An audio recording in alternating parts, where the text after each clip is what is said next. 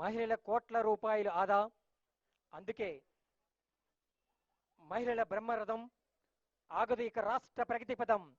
ఈరోజే 100 బస్సుల ఆరంభం, ఇదే కదా విజయపదం. గౌరవ తెలంగాణ రాష్ట్ర ముఖ్యమంత్రి వర్యులు 100 బస్సుల ప్రారంభోత్సవ కార్యక్రమం కొనసాగుతుంది.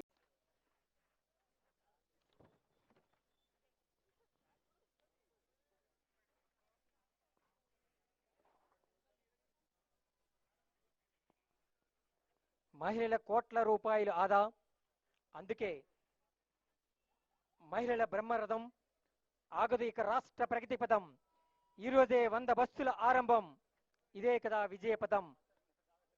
గౌరవ తెలంగాణ రాష్ట్ర ముఖ్యమంత్రి వర్యులు 100 బస్సుల ప్రారంభోత్సవ కార్యక్రమం కొనసాగుతుంది.